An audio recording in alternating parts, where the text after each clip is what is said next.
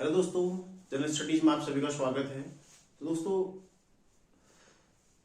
जो पटवारी का एग्जाम हुआ था उसकी परीक्षा की सूचिता बाधित हुई है। प्रश्न पत्र लीक हो चुका है और उसका री एग्जाम आयोग द्वारा जो डेट दी गई है वो है 12 फरवरी।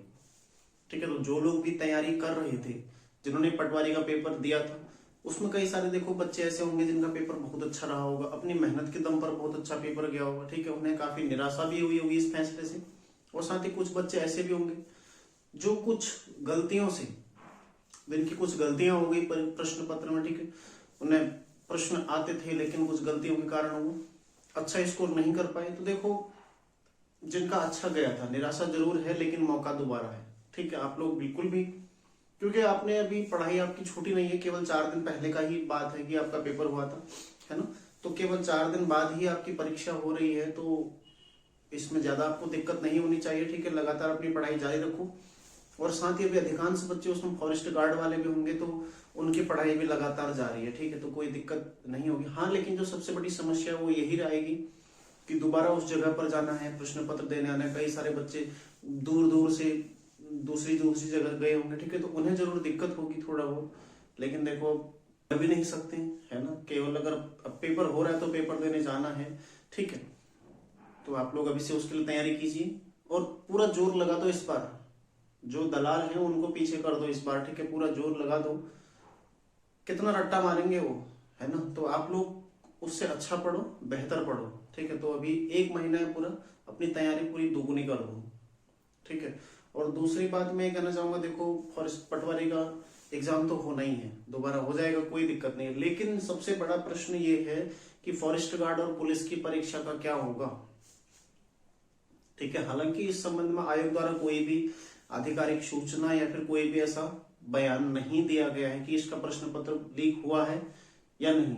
लेकिन देखो, यदि पटवारी का प्रश्न पत्र लीक हुआ है तो इसका मतलब कहीं ना कहीं पुलिस और फॉरेस्ट गार्ड के एग्जाम पर भी संशय जरूर जाएगा। ठीक है, शक जरूर जाएगा कि उन परीक्षाओं की सूचिता बाधित हुई होगी या नहीं हुई होगी। ठीक है, क्योंकि पुलिस एग्जाम भी उसी के द्वारा करवाया गया था और जो फॉरेस्ट गार्ड का एग्जाम है वो भी उसी के द्वारा करवाया जाना है। ठीक है, तो देखें इस संबंध में क्या होता है आगे, क्या आयोग बोलता है, या फिर कोई ऐसा बयान आता है या नहीं आता है, या फिर इन परीक्षाओं में सूचिता बाधित नहीं हुई है। ठीक है, तो अभी कुछ नहीं कह सकते, लेकिन हाँ, जहां तक मेरा मानना है, संदेह के दायरे में ये परीक्षाएं भी आ जाती हैं। ठीक है, क्योंकि यदि एक पोस्ट भी जाती है ना तो एक मेहनती बच्चे का हक छिन जाता है, तो ये ध्यान रखना। देखो, तो जल्दी फॉरेस्ट गार्ड की परीक्षा होनी है, यदि होती है तो आप लोग अपनी तैयारी जारी रखिए। ठीक है, एडमिट कार्ड वगैरह उसके आ चुके हैं, अपनी अच्छे से तैयारी करिए। ठीक है, अभी 7-8 दिन का समय है, तो रिवीजन पर ज्यादा फोकस करिए। और दूसरा देखो, आपका पटवारी का एग्जाम, जिसका भी पटवारी का एग्जाम है, तो पुनः मौका है आप लोगों के पास। ठीक है, दोबारा पेपर देने आपको जाना पड़ेगा। कुछ समस्याएं जरूर आएंगी, लेकिन देखो मौका भी है, अवसर भी है। और आप लोग अब पैटर्न भी समझ चुके हैं कि यूकेपीएससी पेपर कैसा बना रहा है। ठीक है, तो आप लोग दोगुनी मेहनत कीजिए। ठीक है, पूरे जोश के साथ तैयारी कीजिए। ठीक है, और ज्यादा से ज्यादा रिवीजन पर फोकस कीजिए, क्योंकि रिवीजन ही सबसे महत्वपूर्ण है। पिछले प्रश्न पत्रों में आयोग ने बताया भी है कि रिवीजन ही सर्वाधिक महत्वपूर्ण रहेगा। ठीक है, तो रिवीजन पर ज्यादा से ज्यादा फोकस करें। और कुछ अन्य चीजें जो आपकी, जहां पर आपकी कमी रह गई थी, उस कमी को देखो, उसको पढ़ो। अब इस पर सोचने की कोई जरूरत नहीं है कि दोबारा पेपर लीक हो जाएगा या कल पेपर लीक हो गया। देखो, हम कर्म कर रहे थे, कर्म कर रहे हैं और कर्म करते रहेंगे। ठीक है, कर्म ही तो आप कर सकते हैं, तो कर्म करते रहिए। फल जो भी होगा, देखो जो होगा देखा जाएगा तब। ठीक है, तो तब सोच लेना जब पेपर हो जाएगा, तब लीक हुआ या नहीं हुआ वो तब की तब है। लेकिन जब तक आपके पास अपडेट आ चुकी है कि पेपर होना है, तो उठो।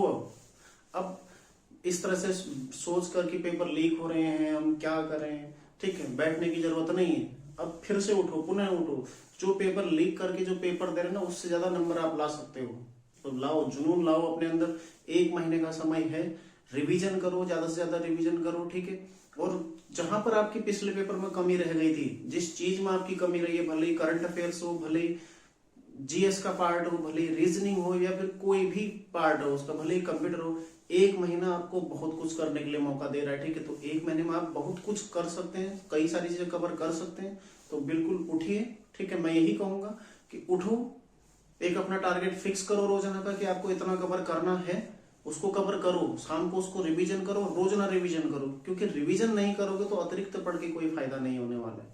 ठीक है, तो ज्यादा से ज्यादा रिवीजन पे फोकस करो और पूरा 1 महीना है इसका भरपूर उपयोग करो। ठीक है, तो उम्मीद है कि भविष्य में पेपर अच्छे से होंगे, और उम्मीद तो यही करता हूं कि फॉरेस्ट गार्ड और पुलिस का पेपर लीक नहीं हुआ होगा। ठीक है, यदि होता है तो फिर ये और बड़ा दुर्भाग्य होगा। ठीक है, तो मिलते हैं नेक्स्ट क्लास में। तैयारी आप लोग करते रहिए। ठीक है, बिल्कुल बिल्कुल भी देर ना करें, अपनी तैयारी में पुनः शुरू कर दें। ठीक है, पुनः लग जाइए। तो मिलते हैं नेक्स्ट क्लास में, आप लोग तैयारी करते रहिए। धन्यवाद।